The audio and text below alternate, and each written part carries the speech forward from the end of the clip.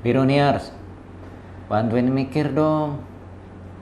Ada hewan nih ya, hewan. Dia tubuhnya lunak katanya sih. Bercangkang, tapi dia harganya sangat mahal. Bukan karena dimakan itu enak, bukan. Dia menghasilkan perhiasan yang sangat disukai wanita. Hewan apa ya? Tahu nggak jawabannya? Nah, nanti simak aja deh di video kita kali ini, tetap dalam program BCL Biruni Combo Learning, oke?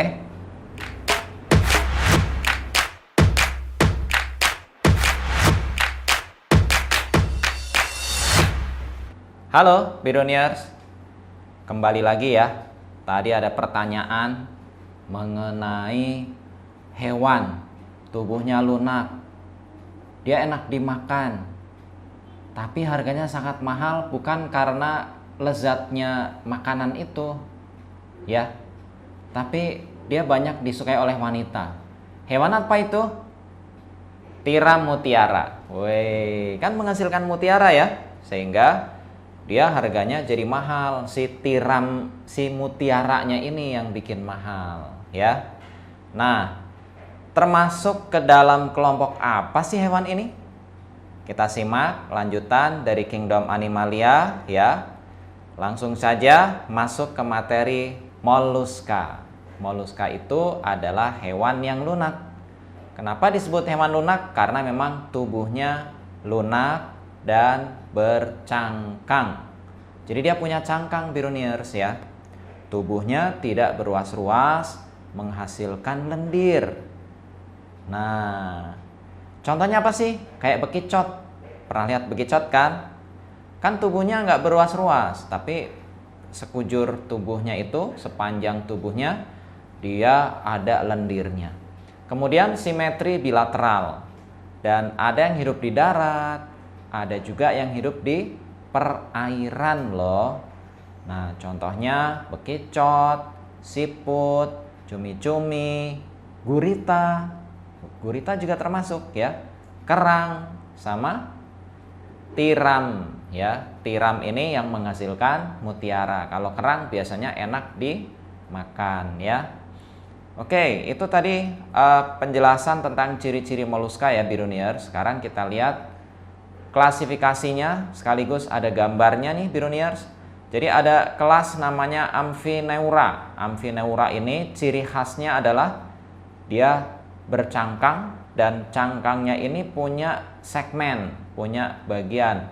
Biasanya tersegmentasi atas 8 bagian. Kita hitung ya. 1, 2, 3, 4, 5, 6, 7, 8. Nah, segmen cangkangnya ada 8. Ini kelompok Amphineura. Kemudian ada yang namanya kelas Cephalopoda. Cepal artinya kepala, poda artinya kaki. Jadi maksudnya adalah kelas ini dia punya kaki, alat geraknya itu langsung melekat di kepala. Contohnya apa Biruniers? Betul ya, cumi-cumi. Gurita itu adalah kelompok Cephalopoda. Kemudian, nah ini yang paling sering dilihat ya Biruniers. Ini apa namanya? Siput alias bekicot ya. Nah, siput, bekicot ini termasuk ke dalam kelas gastropoda. Kenapa disebut gastropoda? Karena gastro artinya perut, poda artinya kaki. Jadi sebagai alat gerak kakinya ya itu menggunakan perut. Maka disebut gastropoda. Kemudian ada lagi yang paling kanan bawah nih Biruniers, slide yang paling kanan bawah. Ini namanya bivalvia. Ya, bi artinya 2, valve itu cangkang. Jadi kalau bivalvia itu artinya cangkangnya 2. Disebut juga pelesipoda karena kakinya pipih bentuknya, atau lamellibranchiata karena insangnya berupa lembaran. Nah, contohnya apa nih yang bivalvia yang punya cangkang 2? Gampang banget ya. Tadi loh, kerang atau tiram ya, cangkangnya 2. Kalau yang di air tawar itu ada yang namanya kijing alias remis. Tuh. Kemudian berikutnya adalah kelas Scapopoda. Nah, kelas Scapopoda ini bentuk cangkangnya seperti tanduk Biruniers, ya, meruncing ke atas. Nah, ini kelompok Scapopoda. Kemudian ada lagi kelas berikutnya. Kelas berikutnya filum ya, Biruniers. Filum berikutnya namanya Arthropoda, ya. Arthropoda disebut arthropoda karena memang kakinya berruas-ruas. Tapi nggak cuman kakinya loh, Biruniers, ciri-cirinya. Dia ternyata seluruh tubuhnya berruas-ruas, maka disebut juga dengan istilah hewan berruas-ruas. Tubuh dibedakan atas kepala, dada, dan perut, ya. Cepal, toraks, abdomen. Kemudian dia simetri bilateral, tubuhnya dilapisi oleh zat kitin. Dia punya indera peraba loh, berupa apa? Antena. Juga dia punya indera pembau, kemudian punya mata faset. Matanya itu nggak cuman satu buah, Biruniers, tapi terdiri atas banyak mata, sehingga kita kenal dengan istilah mata majemuk atau mata faset, gitu ya. Nah, ini terbagi menjadi insekta, arachnida, krustasea, dan myriapoda. Gimana ngebedainnya? Insekta itu disebut juga hexapoda, artinya kakinya heksa, kakinya 6 atau 3 pasang. Kalau arachnida, ciri utamanya kakinya 8 buah, ya, atau kakinya 4 pasang.